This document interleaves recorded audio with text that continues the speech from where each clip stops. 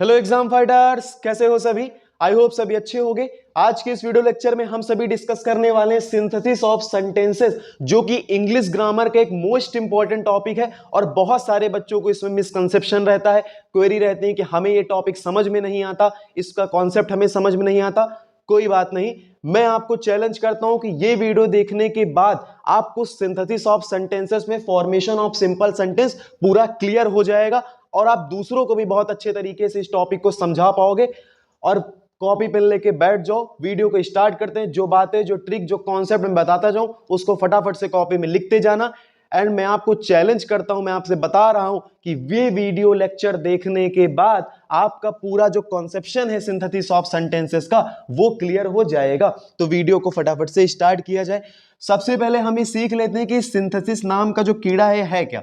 लिखा हुआ है सिंथेसिस ऑफ सेंटेंस, तो डिफिनीशन है कॉम्बिनेशन ऑफ टू और more simple sentences into a simple compound और कॉम्प्लेक्स सेंटेंसेस। कहने का मतलब जब दो या दो से ज्यादा सिंपल सेंटेंसेस को ऐड करके एक सिंपल सेंटेंस या फिर एक कॉम्प्लेक्स सेंटेंस या फिर एक कंपाउंड सेंटेंस क्रिएट किया जाता है तो उस पूरे प्रोसीजर को बोलते हैं हम सिंथेसिस। ओके, नहीं समझ में आया तो सबसे पहली चीज आपको यह समझना होगा कि सिंपल सेंटेंस क्या है। तो अभी हम आगे डिस्कस करेंगे कि सिंपल सेंटेंस क्या होता है, क्योंकि सिंथेसिस की इस वीडियो में हम डिस्कस करेंगे कि सिंपल सेंटेंसेस का फॉर्मेशन सिंथेसिस के प्रोसेस से कैसे किया जाता है। क्योंकि सिंथेसिस में कंपाउंड कॉम्प्लेक्स तो छोटे छोटे हैं, बट सिंपल सेंटेंस का जो प्रोसीजर है वो काफी बड़ा है, उसमें कई सारे मेथड हैं जो कि आपको पढ़ने होते हैं। तो वीडियो को स्टार्ट करते हैं। देखो, डिफिनीशन के बेस पे लिखा हुआ है सिंपल प्लस सिंपल मींस कि जब दो या दो से ज्यादा सिंपल सेंटेंसेस को ऐड करके कोई सिंपल, कोई कंपाउंड या फिर कोई कॉम्प्लेक्स सेंटेंस क्रिएट किया जाता है तो इसी प्रोसेस को, इसी प्रोसीजर को हम बोलते हैं सिंथेसिस ऑफ सेंटेंसेस। ओके, तो इसको बताने से पहले मैं आपको यह बता दूं, कि ये सिंपल सेंटेंस क्या होता है। देखो, सिंपल सेंटेंस वो सेंटेंस होता है जिसमें केवल एक फाइनाइट वर्ब होती। क्या होती? जिसमें केवल एक फाइनाइट वर्ब होती। बट अब सवाल ये उठता है कि फाइनाइट वर्ब क्या है। वो वर्ब, देखो वर्ब का जो क्लासिफिकेशन है वो दो तरीके से किया जाता है। किसी भी वर्ब का क्लासिफिकेशन दो तरीके से किया जाता है। वो या तो फाइनाइट होगी या तो नॉन फाइनाइट होगी, या तो फिर फाइनाइट होगी या तो नॉन फाइनाइट होगी। फाइनाइट वर्ब क्या होती? वो वर्ब जो अपने नंबर, पर्सन और टेंस के अकॉर्डिंग चेंज हो जाती है। नंबर, पर्सन, टेंस के अकॉर्डिंग चेंज हो जाती है, उसे हम फाइनाइट वर्ब बोलते हैं। जैसे ट्रांसिटिव हो गया, इंट्रांसिटिव हो गया, लिंकिंग हो गया, ऑक्सिलरी या हेल्पिंग वर्ब हो गया, वो सभी हमारे फाइनाइट वर्ब हैं। तो सिंपल सेंटेंस को अगर तुम ओवरऑल देखो तो किसी भी सिंपल सेंटेंस में वन सब्जेक्ट, एक सब्जेक्ट होता है और एक फाइनाइट वर्ब होती है, और इसी सेंटेंस को बोलते हैं हम क्या? Simple sentence. क्या बोलेंगे? Simple sentence. और आपने पढ़ा होगा सिंपल सेंटेंस 5 तरह का होता: assertive, exclamatory, optative, imperative, interrogative वगैरह वगैरह। ओके, तो आगे अब अगला स्टेप देख लेते हैं। देखो, उसके बाद आगे क्या लिख रखा है। अब आगे लिखा हुआ है फॉर्मेशन ऑफ सिंपल सेंटेंस। अब दो या दो से ज्यादा सिंपल सेंटेंसेस को जोड़ के कोई नया सिंपल सेंटेंस बनाने का जो प्रोसेस है वो 8 मेथड है। उसके 8 रूल है। कितने रूल हैं टोटल? उसके 8 के मैं पहले आपको नेम बता देता हूं, देन उसके बाद मैं इसके प्रोसेस और टिप्स एंड ट्रिक्स के बारे में आपसे डिस्कस करूंगा। पहला है participle method, infinitive method, phrase और अपोजिशन मेथड, उसके बाद by using nominative absolute method, उसके बाद प्रीपोजिशन मेथड, उसके बाद आगे है, उसके बाद बाय यूजिंग एडजेक्टिव, उसके बाद बाय यूजिंग कंजंक्शन एंड उसके बाद लास्ट में है बाय यूजिंग एडवर्ब और एडवर्बियल फ्रेज। अगर आप इसका स्क्रीनशॉट लेना चाहते हैं तो स्क्रीनशॉट ले सकते हैं। 1 मिनट, हाँ, आप इसका जो है स्क्रीनशॉट ले सकते हो, प्रॉपरली स्क्रीनशॉट ले सकते हो। पहला है participle method, infinitive method, phrase in opposition method, nominative absolute method, preposition method, adjective method, conjunction method, adverb phrase method. इतना आप ले सकते हो। देन उसके बाद अब हम स्टार्ट करते हैं इसके प्रोसीजर को। तो सबसे पहला हमारा मेथड है पार्टिसिपल मेथड। तो सबसे पहले हम यही डिस्कस करेंगे कि पार्टिसिपल मेथड क्या होता है। तो देखो, बट सवाल ये उठता है कि पार्टिसिपल मेथड तो ठीक, लेकिन पार्टिसिपल मेथड पढ़ने से पहले तुम्हें ये तो पता होना चाहिए कि ये पार्टिसिपल क्या होता है। ये पार्टिसिपल क्या होता है। तो सबसे पहले मैं आपका ये क्लियर कर देता हूं, जैसे पहला मेथड हमारा है बाय यूजिंग पार्टिसिपल, मींस कि पार्टिसिपल का यूज करके दो सिंपल सेंटेंसेस को जोड़ के एक सिंपल सेंटेंस क्रिएट करना है। लेकिन सवाल ये उठता है, आपको ये पता होना चाहिए कि ये पार्टिसिपल क्या होता है। तो देखो, पार्टिसिपल सीखने से पहले पहले मैंने अभी तुम्हें एक चीज बताया था कि जो वर्ब का क्लासिफिकेशन है वो दो तरीके से होता है। एक होती फाइनाइट वर्ब, एक होती नॉन फाइनाइट। एक होती फाइनाइट और एक होती है नॉन फाइनाइट। फाइनाइट वर्ब जो अपने नंबर पर्सन टेंस के अकॉर्डिंग चेंज हो जाती, उसे बोलोगे फाइनाइट, ठीक, जिसमें एक सब्जेक्ट और एक वर्ब हो, मतलब एक मिनट सॉरी, वो तो सिंपल सेंटेंस। फाइनाइट वर्ब क्या होती है, जो अपने नंबर पर्सन टेंस के अकॉर्डिंग चेंज हो जाती। और नॉन फाइनाइट इसी का उल्टा होगा, जो अपने नंबर पर्सन टेंस के अकॉर्डिंग चेंज नहीं होगा। और यही नॉन फाइनाइट वर्ब तीन तरीके का होता है। कितने तरीके का? यही नॉन फाइनाइट वर्ब तुम्हारा तीन तरीके का होता है। पहला होता है हमारा इन्फिनिटिव, अभी तीनों की जरूरत लगेगी। पहला होता है इन्फिनिटिव, ठीक है, इसका स्ट्रक्चर होता है वर्ब की फर्स्ट फॉर्म के पहले जब टू लगा हो तो हम उसे बोलते हैं इन्फिनिटिव। क्या बोलते हैं? उसे हम बोलते हैं इन्फिनिटिव। दूसरा नॉन फाइनाइट वर्ब होता है जीरंड। क्या होता है? जीरंड। जब वर्ब की फर्स्ट फॉर्म में आईएनजी लगा हो, जब वर्ब की आईएनजी फॉर्म नाउन का काम करे, किसका काम करे? नाउन का काम करे, तो उस चीज को बोलेंगे जीरंड। क्या बोलेंगे? उस वर्ब को जीरंड बोलेंगे, ठीक है। और नॉन फाइनाइट को मैं किसी वीडियो में आपको एक्सप्लेन कर दूंगा, समझा दूंगा, अभी इसका बेसिक इंट्रो देख लेते हैं। और तीसरी हमारी नॉन फाइनाइट वर्ब होती है पार्टिसिपल। क्या होती? तीसरी हमारी वर्ब होती है पार्टिसिपल, ठीक। पार्टिसिपल क्या होता है? ऐसी वर्ब जो वर्ब और एडजेक्टिव दोनों का काम करे, वर्ब और एडजेक्टिव दोनों का काम करे। तो अगर आपसे मैं पूछूं पार्टिसिपल क्या होता है, तो पार्टिसिपल का मतलब होता है ऐसी वर्ब जो वर्ब और एडजेक्टिव दोनों का काम करे। कहने का मतलब वर्ब वाला काम करे ही, मतलब किसी एक्टिविटी को शो करे, उसके साथ एडजेक्टिव का काम करे, मींस कि किसी नाउन या प्रोनाउन को क्वालिफाई भी करे, उसे हम बोलते हैं पार्टिसिपल। और हमारा जो पार्टिसिपल होता है, इसका स्क्रीनशॉट ले लो।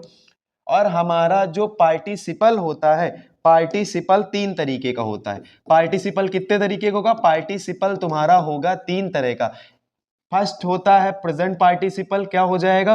फर्स्ट होगा आपका प्रेजेंट पार्टिसिपल, ठीक। सेकंड हो जाएगा पास्ट पार्टिसिपल। क्या हो जाएगा? Past participle. और थर्ड हमारा हो जाएगा परफेक्ट पार्टिसिपल। क्या हो जाएगा? परफेक्ट पार्टिसिपल हो जाएगा। लेकिन इन्हें पहचानोगे कैसे? तो प्रेजेंट पार्टिसिपल का स्ट्रक्चर होता है वर्ब की आईएनजी फॉर्म। क्या होता है? वर्ब का आईएनजी फॉर्म, ठीक। वर्ब का आईएनजी फॉर्म जो वर्ब और एडजेक्टिव दोनों का काम करे। पास्ट पार्टिसिपल की पहचान क्या होती? पास्ट पार्टिसिपल का मतलब होता है वर्ब की थर्ड फॉर्म। वर्ब की कौन सी फॉर्म? वर्ब की थर्ड फॉर्म। और परफेक्ट पार्टिसिपल क्या होता है? परफेक्ट पार्टिसिपल की पहचान है हैविंग प्लस वर्ब की third form. Having plus verb की थर्ड फॉर्म, इसे हम बोलते हैं पार्टिसिपल। ओके, क्लियर कर दिया। सिंपल सेंटेंस क्या होता है? एक ऐसा सेंटेंस जिसमें केवल एक फाइनाइट वर्ब और एक सब्जेक्ट होता है, उसे सिंपल सेंटेंस बोलेंगे। फिर सवाल ये उठता है फाइनाइट वर्ब क्या होती? एक ऐसी वर्ब जो अपने नंबर पर्सन टेंस के अकॉर्डिंग चेंज हो जाती, उसे फाइनाइट बोलोगे। फिर नॉन फाइनाइट क्या होता? ऐसी वर्ब जो अपने नंबर पर्सन टेंस के अकॉर्डिंग चेंज नहीं होती, उसे नॉन फाइनाइट बोलेंगे। फिर नॉन फाइनाइट तीन तरह का होता, एक इन्फिनिटिव होता है, टू प्लस वर्ब की फर्स्ट फॉर्म, बता दिया। सेकंड जीरंड होता है, वर्ब की आईएनजी फॉर्म जो नाउन का काम करे, ठीक है, उसे जीरंड बोलोगे। तीसरा नॉन फाइनाइट होता है पार्टिसिपल, एक ऐसी वर्ब जो कि वर्ब और एडजेक्टिव दोनों का काम करे, उसे बोलोगे पार्टिसिपल, ठीक है। पार्टिसिपल भी तीन तरह का, present participle, past participle, perfect participle. Present participle verb की आईएनजी फॉर्म के स्ट्रक्चर में होता है, पास्ट पार्टिसिपल वर्ब की थर्ड फॉर्म के स्ट्रक्चर में होता है, perfect participle having plus verb third के स्ट्रक्चर में होता है। अब डिस्कस करते हैं रूल क्या है इसका, है ना। अब हम ये डिस्कस करेंगे कि पार्टिसिपल मेथड से दो सिंपल सेंटेंस जोड़ के एक नया सिंपल सेंटेंस कैसे बनाया जाता। तो देखो यहां पे एक नोट पॉइंट लिख रखा है, लिखा हुआ है दोनों सेंटेंसेस में सब्जेक्ट अगर सेम होंगे लेकिन फाइनाइट वर्ब अलग अलग हो, कहने का मतलब पार्टिसिपल मेथड का यूज तब किया जाएगा, बात समझना, पार्टिसिपल मेथड का यूज तब किया जाएगा जब दोनों, मतलब दो सिंपल सेंटेंस जोड़ने हैं ना। जैसे कि एग्जांपल लिख रखा, आई वॉज हंग्री, मैं भूखा था, आई टुक माई फूड, मैंने अपना खाना खाया, ठीक। मैं भूखा था, मैंने अपना खाना खाया, दोनों सिंपल सेंटेंस है। तो दो सिंपल सेंटेंस को जोड़ के एक नया सिंपल सेंटेंस बनाना है, एक नया सिंपल सेंटेंस बनाना है।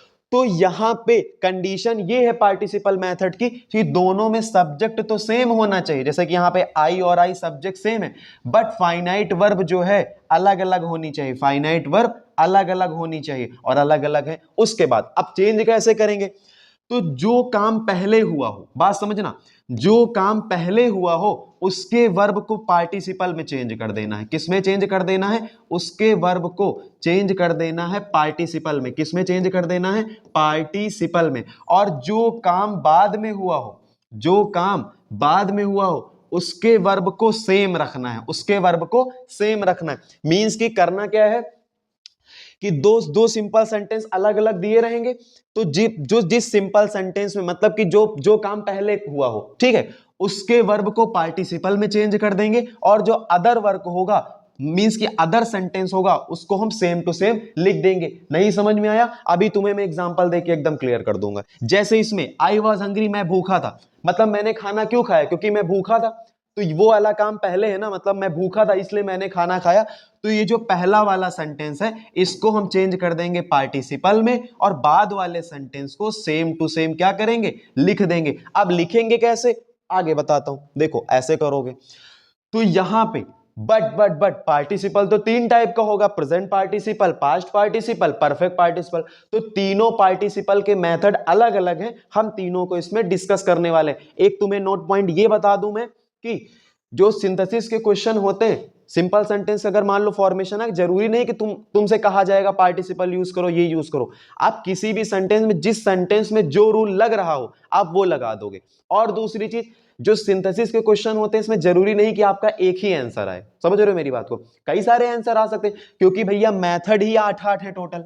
जब 8 तरीके ही चेंज करने के, कन्वर्ट करने के, तो आठों में से कोई भी तरीका लगा सकते हो ना, जो वहां पे सही बैठ रहा हो, सिचुएबल हो उस कंडीशन के लिए। समझ सकते हो?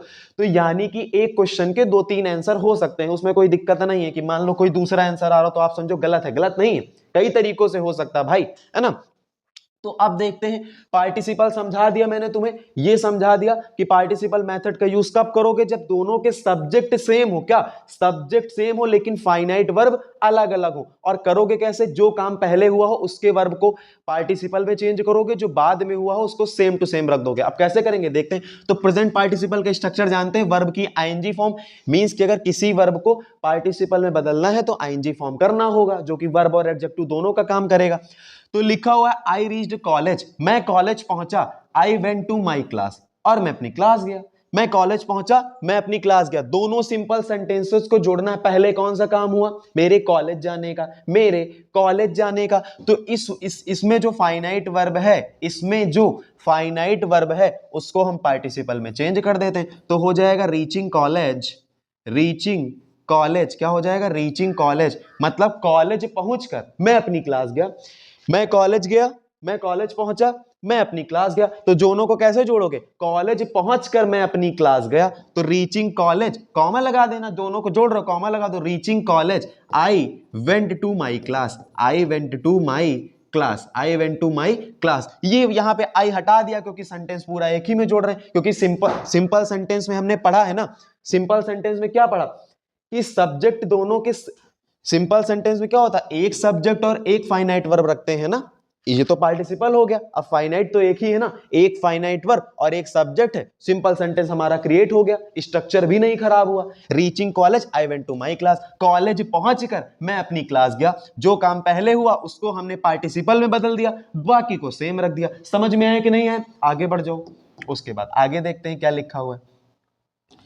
आगे क्या लिखा है? लिखा है I was hungry, I took my food. वही वाला एग्जाम्पल जो लिखा हुआ था। एक चीज ध्यान देना, जो ऐसे वाली वर्ब्स होती हैं, देखो ध्यान से, एक चीज ध्यान दो इधर।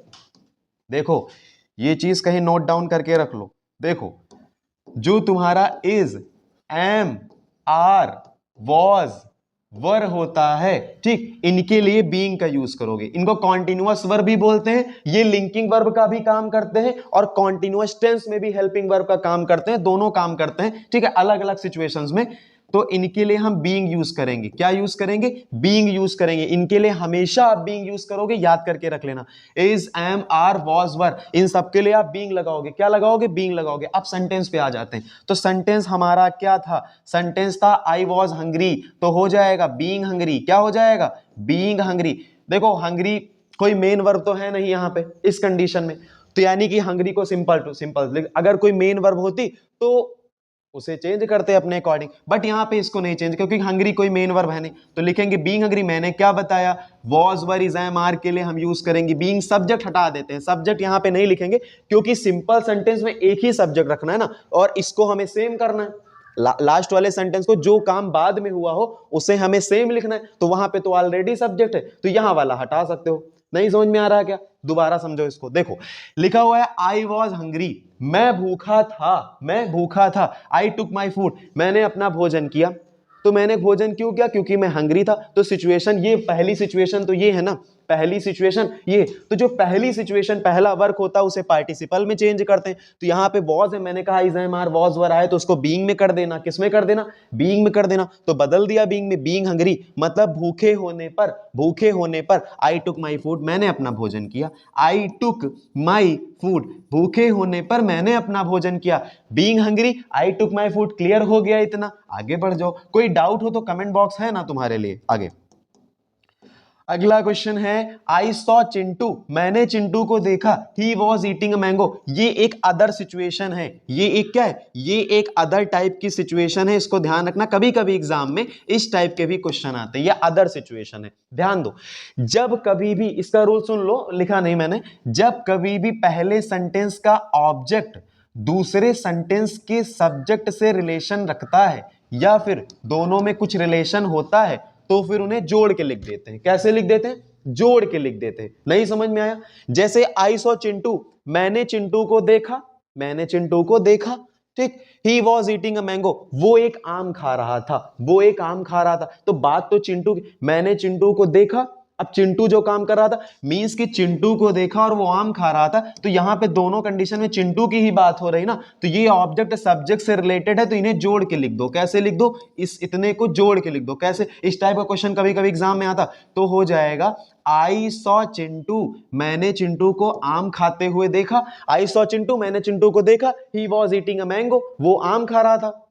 मैंने चिंटू को आम खाते हुए देखा। क्लियर हो जाएगा? आई सॉ चिंटू और ये इतना जोड़ देना है पूरे, हो जाएगा eating a mango. I saw Chintu eating a mango, I saw Chintu eating a mango. Clear हो गया इतना? क्लियर हो गया? कोई डाउट हो तो कमेंट बॉक्स तुम्हारे लिए ओपन है। अब ओके, अब बात करते हैं, इस पे बात करेंगे वर्ब की थर्ड फॉर्म वाले पास्ट पार्टिसिपल। ध्यान देना, मैंने कहा पार्टिसिपल वर्ब का भी काम करेगा, एडजेक्टिव का भी काम करेगा, वो एक नॉन फाइनाइट वर्ब ही है, ठीक है। तो वर्ब की थर्ड फॉर्म, इसका स्ट्रक्चर होगा, देखो, और इसको एडजेक्टिव की तरह यूज करेंगे। किसकी तरह यूज करेंगे? एडजेक्टिव की तरह यूज करेंगे। कैसे यूज करेंगे बताता हूं तुम्हें। लिखा हुआ है I found my bag, I found my bag, मुझे मेरा बैग मिला, ठीक। मुझे मेरा बैग मिल गया, मतलब मुझे मेरा बैग क्या हुआ? मिल गया। इट वॉज लॉस्ट, ये तो खो गया था। मुझे मेरा बैग मिल गया, ये खो गया था। तो अगर तुम ध्यान से देखो, ध्यान से देखो, तो ये जो लॉस्ट वर्ड लिखा हुआ है, क्या लिखा हुआ है? Lost word. लॉस्ट का मतलब खोना, ठीक। लॉस्ट लिखा हुआ है, ये कहीं ना कहीं इसको क्वालिफाई कर रहा है। लॉस्ट, खोना। क्या खो गया था? बैग खो गया था। क्या खो गया था? बैग खो गया था। मींस कहीं ना कहीं ये इसको क्वालिफाई कर रहा है, क्वालिफाई कर रहा है। तो जब ये क्वालिफाई कर रहा है तो जोड़ के लिख दो। कैसे लिख दो? जोड़। आई फाउंड बाई बैग, मुझे मेरा बैग मिला, मुझे मेरा बैग मिला। इट वॉज लॉस्ट, ये खो गया था। तो इसको ऐसे बोल सकते हो ना, मुझे मेरा खोया हुआ बैग मिला, मुझे मेरा खोया हुआ बैग मिला। तो लिख दोगे I found my lost bag, I found my lost bag, मुझे मेरा खोया हुआ बैग मिला। देखो अब इस लॉस्ट को हम यहां क्यों ले आए? क्योंकि देखो इनडायरेक्टली जो लॉस्ट है ये एक एडजेक्टिव का काम कर रहा है। यहां पे लॉस्ट मतलब खोना। क्या खोया था? पहले सेंटेंस का बैग खोया था ना, तो इनसे रिलेशन है, तो जोड़ के हमने लिख दिया। ये एक अदर टाइप की भी सिचुएशन है, तो जब कभी भी ऐसा सेंटेंस आए तुम ऐसे चेंज कर देना। ओके, आगे एक और लिखा हुआ है, ठीक। अब मेरे लिखने से पहले कमेंट बॉक्स में आप इसका आंसर टाइप कर दो। लिखा हुआ I give him a candle, मैंने उसे एक कैंडल दे दी, मैंने उसे एक candle the. It was burned, ठीक, वो लगभग जली हुई थी। कैसी थी? जली हुई थी। तो ऐसा बोल सकते हो मैंने उसे जली हुई कैंडल दे दी, बोल सकते हो ना।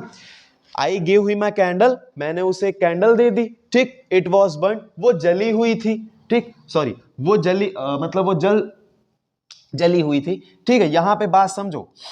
अब ये जो बर्न्ट है लिखा हुआ जली हुई, ये जली हुई इस कैंडल की विशेषता बता रहा है ना, इसको क्वालिफाई कर रहा। क्या जला हुआ था? कैंडल जला हुआ था। तो जोड़ के लिख देना। कैसे लिख दोगे? जोड़ के लिख दोगे तो हो जाएगा I gave him a burnt candle, a burnt candle. मैंने उसे एक जली हुई मोमबत्ती दे दी। समझ में आया कि नहीं? ये अदर टाइप की सिचुएशंस हैं, इनको आप कर लेना, कोई दिक्कत नहीं। आगे बढ़ जाते हैं। उसके बाद लिखा हुआ है परफेक्ट पार्टिसिपल। परफेक्ट पार्टिसिपल का स्ट्रक्चर क्या होगा? हैविंग प्लस वर्ब की थर्ड फॉर्म। इसकी कंडीशन ये है, जब एक काम पूरा खत्म होकर दूसरा काम स्टार्ट हो तब हम यूज करेंगे परफेक्ट पार्टिसिपल। मींस एक काम टोटली खत्म हो जाए, पूरा हो जाए, उसके जस्ट बाद जब और उसके बाद ही हम पार्टिसिपल का यूज करेंगे। तो चलो देखते हैं कैसे करेंगे। देखो लिखा हुआ है आई टुक माई फूड, मैंने अपना भोजन किया। आई वेंट टू कॉलेज, फिर मैं विद्यालय कॉलेज गया, ठीक। विद्यालय नहीं बोलेंगे, कॉलेज बोलेंगे, ठीक। आई टुक माई फूड, मैंने अपना भोजन किया। आई वेंट टू कॉलेज, मैं विद्यालय गया। तो मैंने पार्टिसिपल में क्या बताया? जो काम पहले हो उसके वर्ब को पार्टिसिपल में जो बाद में हो उसको सेम कर देना। तो पहले कौन सा काम हुआ? भोजन खाने का। तो इसको परफेक्ट पार्टिसिपल में बदलना। परफेक्ट पार्टिसिपल का स्ट्रक्चर क्या होता है? हैविंग प्लस वर्ब की। My food, I went to college, मैंने अपना भोजन किया, मैं कॉलेज गया। तो बोल सकते हैं भोजन करके मैं कॉलेज गया। तो हैविंग प्लस वर्ब थर्ड लगाना है, यानी कि हैविंग, ये सब्जेक्ट हटा देंगे क्योंकि सिंपल सेंटेंस में एक ही सब्जेक्ट रखना है ना, तो ये वाला सेम रहेगा ऑलरेडी, तो इसी का सब्जेक्ट रख देंगे। तो हो जाएगा having taken my food, having taken my food, भोजन करके आई वेंट टू कॉलेज, कि भोजन करके मैं कॉलेज गया। क्लियर हो गया इतना? कोई डाउट हो तो कमेंट बॉक्स में पूछ सकते हो। तो आपका पार्टिसिपल क्लियर हुआ। पार्टिसिपल का रूल क्या था? पार्टिसिपल का रूल ये था कि जो काम पहले हो उसको पार्टिसिपल में कन्वर्ट करना है, जो बाद में हो उसको सेम लिख देना है, ठीक है। तो इसी रूल पे आपके बेस पे आप अपनी टेक्स्ट बुक के क्वेश्चन करना बेटर तरीके से कर पाओगे। ओके, आगे देखते हैं। आगे लिखा हुआ है, क्या लिखा हुआ है? आगे लिखा हुआ है बाय यूजिंग इन्फिनिटिव वाला मेथड देख लेते हैं। अभी मैंने थोड़ी देर पहले तुम्हें बताया कि इन्फिनिटिव क्या होता है। देखो इन्फिनिटिव का स्ट्रक्चर, इन्फिनिटिव एक नॉन फाइनाइट वर्ब है। इन्फिनिटिव क्या है? एक नॉन फाइनाइट वर्ब है, और इसका स्ट्रक्चर होता है टू प्लस वर्ब की फर्स्ट फॉर्म। जब वर्ब की फर्स्ट फॉर्म के पहले टू लग जाता है तो इसे बोलेंगे इन्फिनिटिव, और ये अपने नंबर परसेंटेज के अकॉर्डिंग चेंज नहीं होता है। ओके, तो इन्फिनिटिव का यूज कैसे करेंगे? लिखा हुआ है रीजन मतलब कारण, आउटपुट या परिणाम, कारण या परिणाम, रीजन या आउटपुट बताने वाली वर्ब को इन्फिनिटिव में चेंज कर देते हैं। नहीं समझ में आया? कैसे करेंगे? चलो एग्जांपल देखते हैं। लिखा हुआ है रीजन या आउटपुट बताने वाली वर्ब को इन्फिनिटिव में चेंज करेंगे, तो सेंटेंस पढ़ के समझ में आएगा सर। लिखा हुआ है ही टुक हिज चार्जर, उसने अपना चार्जर लिया। He want to charge his phone, वो अपने फोन को चार्ज करना चाहता था। अच्छा, रीजन समझ में आ रहा है? चार्जर क्यों लिया? क्योंकि फोन चार्ज करना चाहता था। तो ये रीजन है ना। तो मैंने कहा जो रीजन है उसको इन्फिनिटिव में चेंज करके जोड़ दो। तो लिखा हुआ है ही टुक हिज चार्जर, उसने अपना चार्जर लिया। He want to charge his phone, वो अपने फोन को चार्ज करना चाहता था। तो इसको ऐसे बोल सकते हो कि उसने चार्जर लेकर अपना फोन चार्ज किया। समझ रहे हो? देखो इधर तो हो जाएगा ही टुक हिज चार्जर। अब इन्फिनिटिव में चेंज करना तो हो जाएगा टू प्लस वर्ब की फर्स्ट फॉर्म, तो हो जाएगा he took his charger to charge his phone. Already यहां पे टू लगा हुआ था, कोई बात नहीं, लेकिन इतना हटा दिया हमने। इतना क्या किया? हटा दिया, क्योंकि हमें सेंटेंस जोड़ना था ना। एक सिंथेसिस का और तरीका तुम्हें बताता हूं, बहुत आसान। तुम सिंथेसिस के सेंटेंसेस को पढ़ो अलग अलग, जो सेपरेट है। जो ये सेपरेट लिखा हुआ है इसे एसईपी को सेपरेट बोलते हैं, कि सीओएम, ये जो लिखा है इसको कंबाइंड बोलते हैं। सेपरेट, अलग अलग, कंबाइंड जोड़ के। देखो जो सेपरेट लिखे होते हैं ना, तुम इन्हें हिंदी में ट्रांसलेट करना। फिर अपने माइंड में इन्हें हिंदी में जोड़ के देखना कि अगर हिंदी सेंटेंस होते तो कैसे जुड़ते, तो थोड़ा सा तुम्हें आइडिया एक ये लग जाएगा कि कौन सा मेथड लगने वाला है, इसको कैसे चेंज करेंगे। जैसे यहां पे ये था, ही टुक हिज चार्जर, उसने अपना चार्जर लिया, he want to charge his phone, वो अपने फोन को चार्ज करना चाहता था, तो हिंदी में अगर मैं इसे जोड़ू कैसे हो जाएगा, उसने चार्जर लेकर अपना फोन चार्ज किया, उसने चार्जर लेकर अपना फोन चार्ज किया, तो हिंदी में कनेक्टिविटी आ रही है ना, तो ये वाला मेथड लग गया, he took his charger to charge his phone, उसने चार्जर लेकर अपना फोन चार्ज किया। क्लियर हो गया इतना? ओके। अब देखो ये भी एक अलग सिचुएशन है, इसमें भी एक अलग सिचुएशन आती है, इसको ध्यान देना, ये एक अदर सिचुएशन है इसमें जो यहां पे लिखा हुआ। देखो जब कभी ये वेरी आ जाए ना, तो वेरी को टू में चेंज कर देना है। किसमें चेंज कर देना है? वेरी को TOO टू में चेंज कर देना। और ये दोनों एडवर्ब है। क्या है? ये दोनों एडवर्ब है। समझ रहे हो मेरी बात को? ठीक। और इन्हें हम बोलते हैं एडवर्ब ऑफ डिग्री। खैर उसके बारे में बाद में डिस्कस करेंगे, लेकिन इतना ध्यान देना कि जब कभी भी वेरी आ जाए तो उसे TOO में चेंज कर देना। टू मतलब बहुत ज्यादा। समझ रहे हो मेरी बात को? वेरी आएगा तो उसे तुम्हें टू में चेंज करना होगा। क्लियर हो गया इतना? आगे बढ़ जाओ। लिखा हुआ है ही इज वेरी वीक। ठीक। ही कैन नॉट वॉक, वो चल नहीं सकता। तो अब देखो कारण या परिणाम कहां पे है? कारण या परिणाम कहां पे है? ठीक। अगर तुम देखो तो कहीं ना कहीं एक कारण है ये, ही इज वेरी वीक, वो चल क्यों नहीं सकता? क्योंकि बहुत कमजोर है। भाई ये रीजन है। और इसका आउटपुट क्या है? मतलब इसमें रीजन आउटपुट दोनों एक साथ दे रखा है, दोनों दे रखा है। तो जब कभी भी ऐसी सिचुएशन आ जाए ना, तो मैंने बताया वेरी को टू में चेंज करना, यानी हो जाएगा वी इज टू वीक, वो बहुत ज्यादा कमजोर है। ठीक है, चलने में। टू वॉक मतलब वो चल इसीलिए नहीं सकता। ठीक। वो बहुत ज्यादा कमजोर है चलने में। ठीक। वो बहुत ज्यादा मतलब एकदम लाचार है, बेसहारा, नहीं चल सकता। ठीक। तो ऐसी कंडीशन ध्यान रखना, जब वेरी आए तो वेरी को टू में चेंज कर देना, बाकी वर्ब के पहले टू लगा देना, नेगेटिव वर्ड वगैरह हटा देना। तो ये सिचुएशन कभी कभी आती है एग्जाम में, तो हम लोग कंफ्यूज हो जाते हैं। तो कंफ्यूज नहीं होना, इसको ऐसे करना। ठीक। इस टाइप के एग्जाम्पल अगर आपको मिलते हैं तो आप उनको ट्राई करो। अगर एक दो कहीं कंफ्यूजन है तो आप कमेंट बॉक्स में पूछ लेना। ओके। अगला मेथड देखते हैं। अगला मेथड हमारा दे रखा है, क्या दे रखा है? अगला मेथड दे रखा है हमारा बाय यूजिंग नाउन और फ्रेज इन अपोजिशन। अच्छा ये नाउन तो समझ में आता है कि नाउन क्या है, बट ये नहीं समझ में आ रहा कि फ्रेज इन अपोजिशन क्या है। ये जो इतनी बड़ी फ्रेज इन अपोजिशन कहानी लिख रखी, फ्रेज का मतलब तो group of word, but opposition क्या है? अपोजिशन का यहां पे ये मतलब है जब कुछ वर्ड्स मिलके देखो जब इस टाइप का रूल यूज करना होगा तो सेंटेंस कैसे होगा? एक सेंटेंस तुम्हारे सामने दिया रहेगा। ठीक। दो मतलब सेंटेंस दिए रहेंगे तुम्हारे सामने, सेंटेंस में एक हेड वर्ड होगा। क्या होगा? एक हेड वर्ड होगा जिसको कि दोनों सेंटेंस जिसको क्वालिफाई कर रहे होंगे। जैसे कि एग्जांपल तुम्हें मैं दिखाता हूं। लिखा हुआ है, एक मिनट, लिखा हुआ है द सनसेट, सूर्य अस्त हो चुका था। ठीक। एक नहीं, ये तो दूसरे में आ गए हम लोग। इधर इसमें लिखा, यहां पे है क्या लिखा हुआ? Chintu is the doctor. Chintu एक डॉक्टर है। ही इज वेरी जेंटल, वो बहुत विनम्र है, बहुत अच्छा है, बहुत जेंटल है ना। तो यहां पे देखो हेड वर्ड क्या है? मेन यहां पे चिंटू है, तो चिंटू के बारे में सारी चीजें बताई जा रही है ना। चिंटू डॉक्टर है, चिंटू बहुत अच्छा है, चिंटू बहुत प्यारा है, सारी चीजें उसके बारे में लिख रखी ना। तो मैंने कहा यहां इस टाइप में क्या होगा कि एक वर्ड दिया रहेगा और उस वर्ड को एक्सप्लेन किया जा रहा होगा। मतलब ये वर्ड ऐसा है, ये ऐसा है, ये है। मतलब चिंटू के बारे में, मतलब ये डॉक्टर है, ये बहुत अच्छा है। चिंटू को ही तो कहीं ना कहीं क्वालिफाई किया जा रहा है। तो जब ऐसी सिचुएशन आ जाए तो हम फ्रेज इन अपोजिशन का यूज करते हैं। तो फ्रेज इन अपोजिशन का मतलब होता है व्याख्या करना, किसी चीज को एक्सप्लेन करना। तो इसको चेंज करने का रूल बहुत आसान है। तो वो जो हेड वर्ड है, मेन वर्ड है, उसको पहले लिख देना, उसके बाद कॉमा लिख देना, फिर उसके बारे में जो जो बातें लिखी रखी, पहली बात कॉमा, फिर उसके बारे में दूसरी बात कॉमा, तीसरी बात, जितनी बातें लिखी उतनी बातें लिख देना। नहीं समझ में आया, एग्जाम्पल करके तुम्हें बताता हूं। देखो यहां पे लिखा हुआ है Chintu is a doctor, he is very gentle. तो पहले मेन वर्ड कौन है? चिंटू है। मेन वर्ड कौन है? चिंटू। कॉमा क्या है? चिंटू डॉक्टर। चिंटू एक नहीं, इज हटा देना। चिंटू क्या है? अरे यार, चिंटू अ डॉक्टर। ठीक, डॉक्टर। चिंटू एक डॉक्टर है।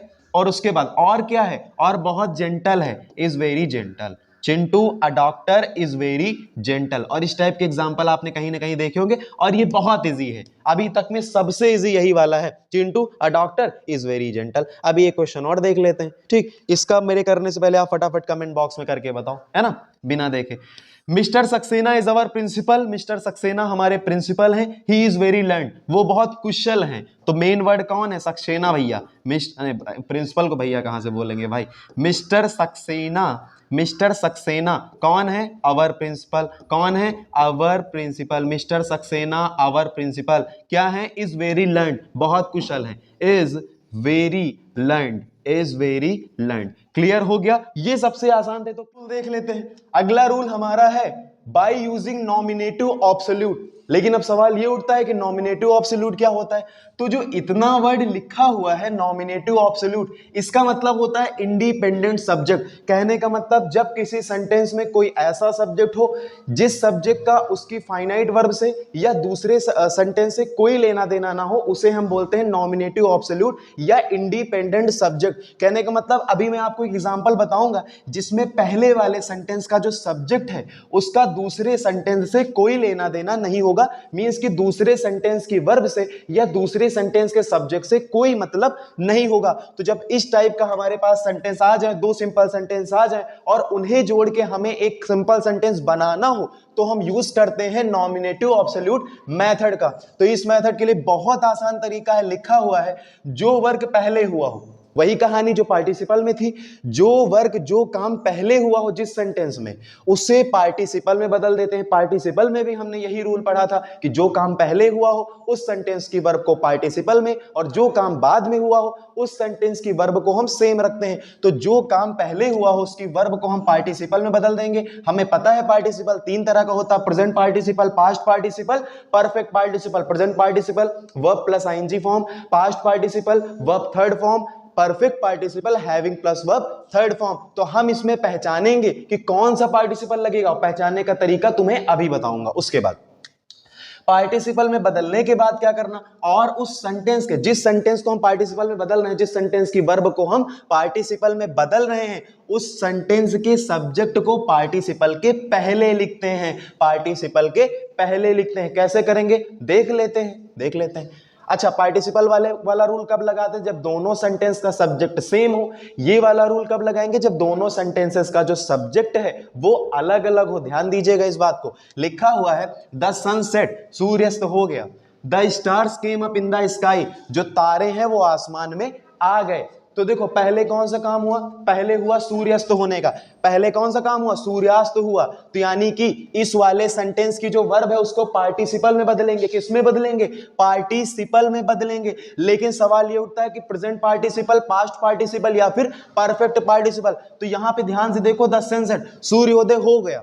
The stars came up in the sky, तारे आसमान में आ गए। मीन्स कि एक काम जब पूरी तरह से खत्म होके दूसरा काम शुरू होता है, जब एक काम पूरी तरह से खत्म होके कोई दूसरा काम शुरू होता है, तब वहां पे हम परफेक्ट पार्टिसिपल का यूज करते हैं। किसका यूज करते हैं? परफेक्ट पार्टिसिपल का। और परफेक्ट पार्टिसिपल क्या होता है? हैविंग प्लस वर्ब की third form, having plus verb की थर्ड फॉर्म। तो ये वाला काम पहले हुआ, मतलब इसकी वर्ब को हम बदलेंगे पार्टिसिपल में। तो हो जाएगा द सन हैविंग सेट। क्या हो जाएगा? द सन हैविंग सेट, सूर्यास्त हो गया। अब बाकी का जो अदर सेंटेंस है सेम टू सेम कॉमा लगा के तुम्हें लिख देना है। हो जाएगा the stars came up in the sky, the stars came up in the sky. Clear हो गया? इतना क्लियर हो गया? कोई डाउट हो तो बताइए। क्लियर? ओके।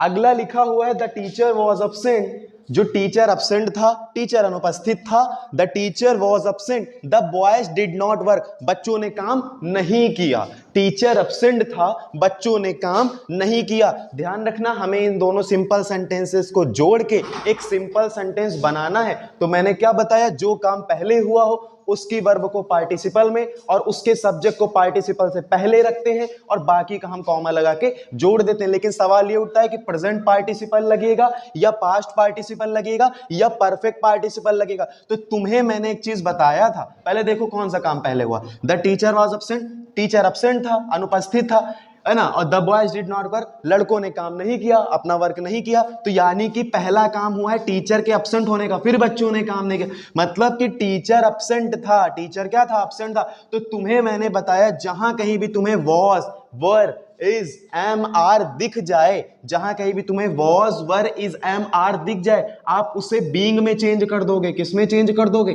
बीइंग में बदल दोगे। इस टाइप के कई सारे सेंटेंस हम कर चुके हैं, आगे भी करने वाले, तो हो जाएगा सिंपल सा, the teacher being absent, the teacher being absent, the teacher being absent. हालांकि देखो द टीचर वॉज एब्सेंट, ठीक है, यहां पे द टीचर बीइंग एब्सेंट हो गया, फिर हमने कॉमा लगा दिया, the boys did not work, the boy, 1 minute, the boys did not work, the boys did not work. Clear हो गया? इतना क्लियर हो गया? अगर कोई डाउट है इससे रिलेटेड तो आप कमेंट बॉक्स में कमेंट करके पूछ सकते हो। ओके, ठीक है, अब बात करेंगे हम, हमारा दे रखा है by using preposition before noun और जीरंड, ठीक, कि मतलब नाउन और जीरंड से पहले प्रीपोजिशन लगा के हम सिंपल सेंटेंसेस को जोड़ सकते हैं। लेकिन यहां पे नाउन तो तुम्हें पता, बट ये जीरंड नाम की कहानी क्या है?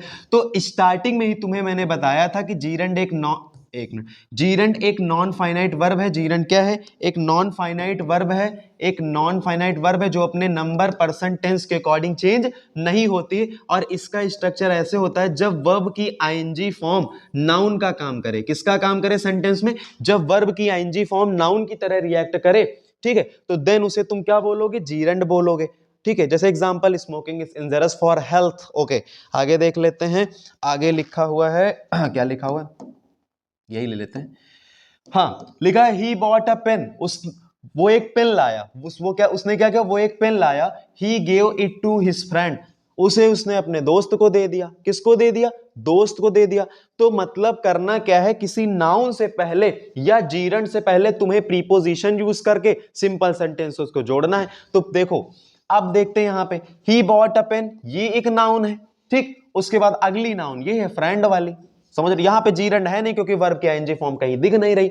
ही बॉट अ पेन, ठीक, वो एक पेन लाया, he gave it to his friend, उसने उसे अपने दोस्त को दे दिया। तो इसको ऐसे बोल सकते हो ना, वो अपने दोस्त के लिए एक पेन लाया, अपने दोस्त के लिए एक पेन लाया। तो इसको ऐसे चेंज कर सकते हो ना, he bought a pen for his friend, अपने दोस्त के लिए एक पेन आया।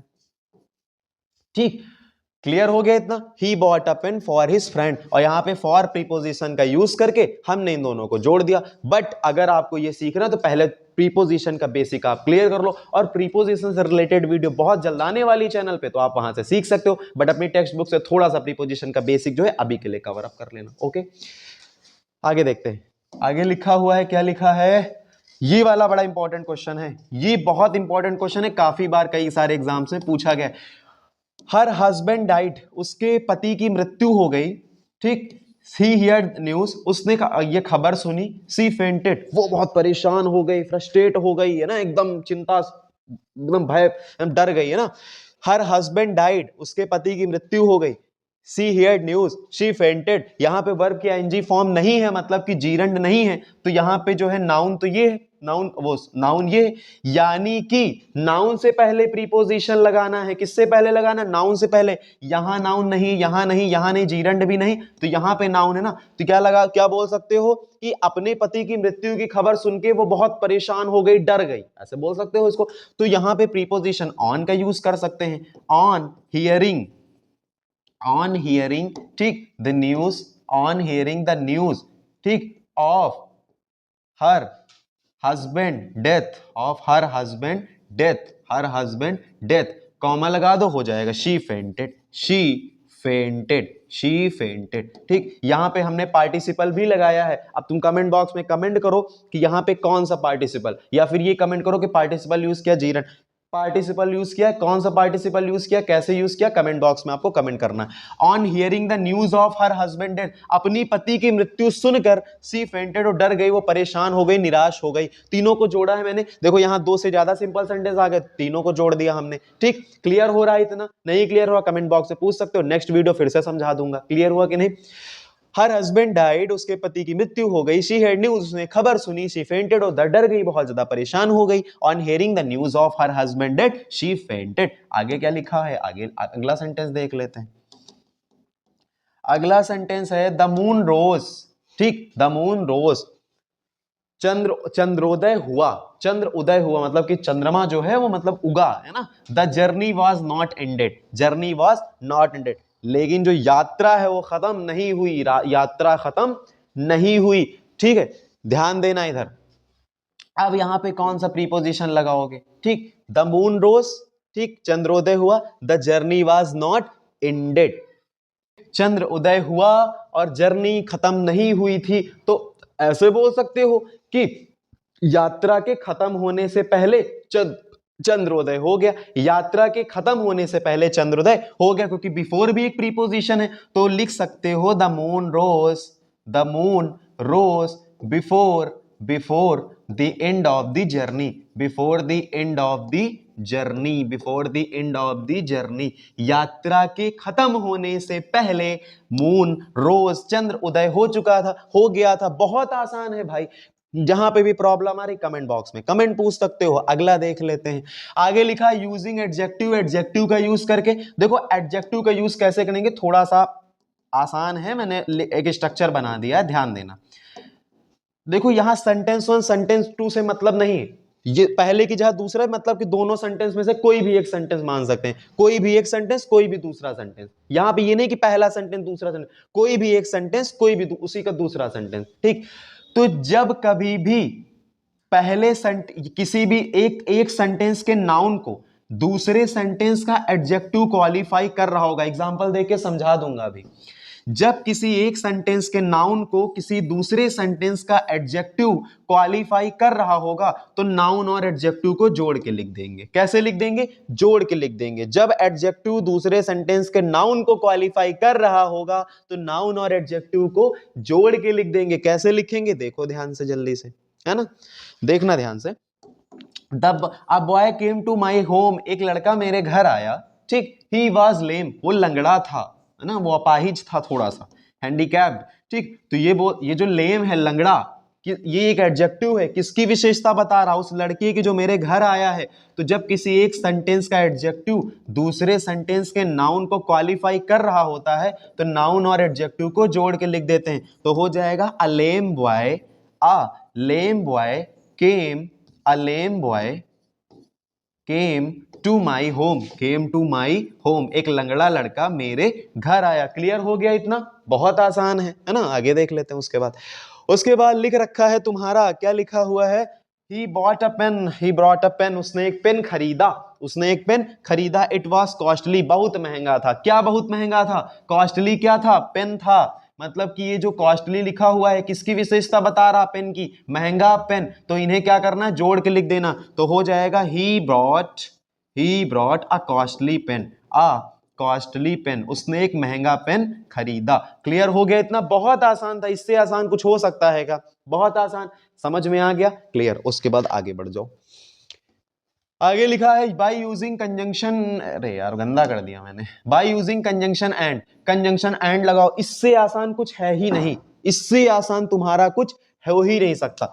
देखो आई सॉ अ काऊ, ठीक, मैंने एक गाय देखी, आई सॉ अ गोट आल्सो, और मैंने एक बकरी भी देखी, मैंने एक गाय देखी और मैंने एक बकरी भी देखी। तो ऐसा नहीं बोल सकते कि मैंने गाय और बकरी दोनों देखी, ठीक, या मैंने गाय और बकरी देखी। तो हो जाएगा आई सॉ, कंजंक्शन एंड लगाना है, I saw a cow and a goat, cow and a goat. Clear हो गया इतना, इससे आसान को इस तरह का आ जाए तो बहुत आसानी से कर सकते हो तुम अपने एग्जामिनेशन में।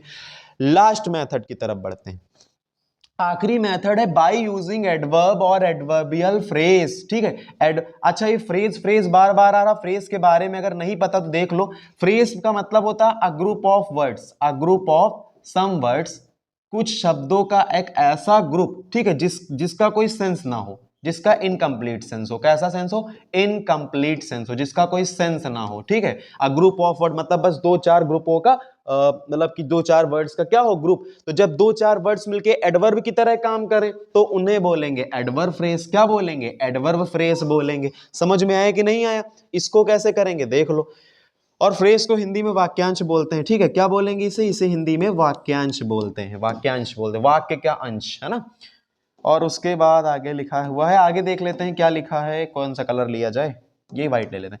देखो जब यहां वही चीज है, सेंटेंस वन सेंटेंस टू से कोई मतलब नहीं, मतलब कोई भी एक सेंटेंस हो सकता है, कोई भी दूसरा सेंटेंस हो सकता है। जब कि ध्यान देना ध्यान देना, जब किसी एक सेंटेंस का कोई एक शब्द, जब किसी एक सेंटेंस का कोई एक शब्द दूसरे सेंटेंस के मेन वर्ब को, मेन वर्ब क्या होता है, मेन वर्ब का मतलब कोई गतिविधि, कोई एक्टिविटी, कोई क्रियाकलाप, कोई काम, जैसे उठना बैठना, खाना पीना, नहाना धोना, पढ़ना पढ़ाना, ये सारी चीजें क्या है, मेन वर्ब है।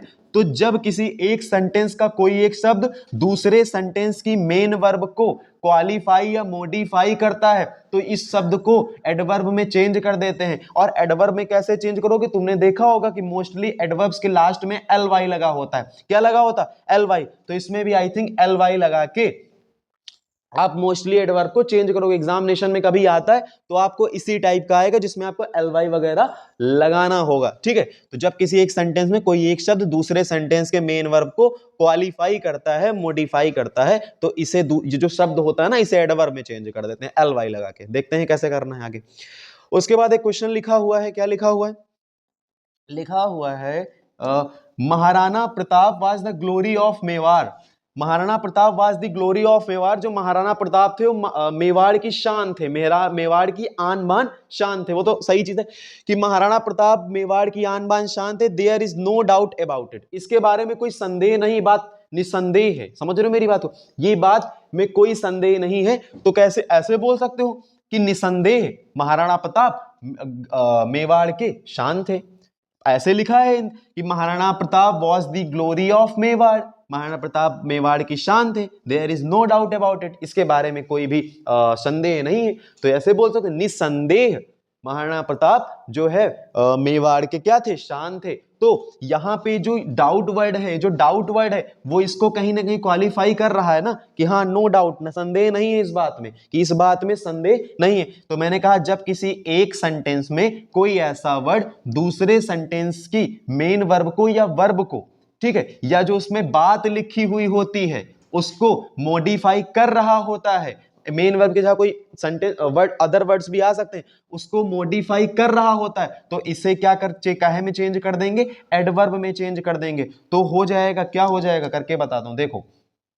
तो ये हो जाएगा, तो ये जो डाउट लिखा हुआ है, डाउट को चेंज अरे यार, नो डाउट को बोल सकते हैं अनडाउटली, अनडाउटली। तो हो जाएगा अनडाउटली, अनडाउटली मतलब निसंदेह, comma Maharana Pratap, Maharana Pratap was the, Maharana Pratap was the glory of Mewar, glory of Mewar. Clear हो गया इतना, ठीक, क्लियर हो गया। नहीं क्लियर हुआ, जो भी टॉपिक नहीं समझ में आया, आप कमेंट बॉक्स में कमेंट करके क्वेश्चन मुझसे पूछ सकते हो। ओके, आगे बात कर लेते हैं। आखिरी सेंटेंस लिखा हुआ है द रोज हैज थॉर्न्स, ठीक, कि जो गुलाब है, गुलाब के पेड़ की बात हो रही, गुलाब के पेड़ में कांटे हैं, गुलाब हाँ, गुलाब के पेड़ में कांटे हैं, गुलाब के पेड़ में क्या है, कांटे हैं। गुलाब में गुलाब में तो कांटे नहीं, गुलाब के पेड़ में कांटे हैं। दिस इज सर्टेन, ये तो निश्चित है, ये तो क्या है, ये निश्चित है कि गुलाब के पेड़ में मींस गुलाब में कांटे हैं, ये तो ये बात निश्चित है। तो यहाँ पे जो सर्टेन वर्ड है, सर्टेन वर्ड है, वो इधर की वर्ब्स को और वर्ड्स को क्या कर रहा है, मॉडिफाई कर रहा है कि नहीं कर रहा, मॉडिफाई और क्वालिफाई कर रहा कि हाँ ये बात निश्चित है, जो लिखी हुई जरूर है, निश्चित है। तो क्या करेंगे, इसे हम एडवर्ब में चेंज कर देंगे एल वाई लगा के, क्या लगा के, एल वाई लगा के। तो यहां पे बोल सकते हो, देखो एडवर्ब जो ये जो अनडाउटली था ना, इसको शुरुआत में भी लिख सकते हो, लास्ट में भी कॉमा लगा के लिख सकते हो कि Maharana Pratap was the glory of Mewar undoubtedly, लेकिन स्टार्टिंग में लगाना ज्यादा सही है यहाँ पे, तो यही सही, ठीक। यहाँ पे लिखा the rose has thorns, this is certain, तो सर्टेनली स्टार्टिंग में एंड में लगा था, लेकिन यहाँ पे एंड में लगाओ तो ज्यादा बेटर। तो हो जाएगा द रोज एक मिनट, the rose has, the rose has thorns, the rose has thorns certainly, certainly means कि निश्चित ही गुलाब में कांटे होते हैं। क्लियर हो गया इतना, पूरा क्लियर हो गया। एनी प्रॉब्लम, कोई दिक्कत आपको, सारा हटा दिया क्या मैंने, कोई प्रॉब्लम? ओके, तो इस वीडियो में मैंने आपको सिंथेसिस मैंने आपको सिंथेसिस ऑफ सेंटेंसेस पूरा क्लियर कर दिया और आई होप कि फॉर्मेशन ऑफ सिंपल सेंटेंस आप बहुत अच्छे से सीख गए हो। देखो एग्जामिनेशन में जब कभी भी सिंथेसिस का क्वेश्चन आता है तो मैंने ये चीज एनालाइज करी कि ज्यादातर क्वेश्चन सिंपल सेंटेंस के आते हैं और ये थोड़ा बड़ा टॉपिक भी है सिंपल सेंटेंस वाला। ठीक, तो सिंपल सेंटेंस को मैंने इस सीरीज में कवर अप कर दिया। नेक्स्ट सीरीज में मैं आपको कंपाउंड और कॉम्प्लेक्स भी बहुत आसान तरीके से, बहुत इजी मेथड से आपका कवर अप कर दूंगा। तब तक के लिए आपको यही बोलूंगा, all the best for your examination. ठीक है, और सिंपल सेंटेंस के बारे में अगर अभी भी कोई डाउट रह गया है तो आप कमेंट कर सकते हो और इस वीडियो को आप ज्यादा से ज्यादा अपने दोस्तों में और अदर स्टूडेंट्स में शेयर करो।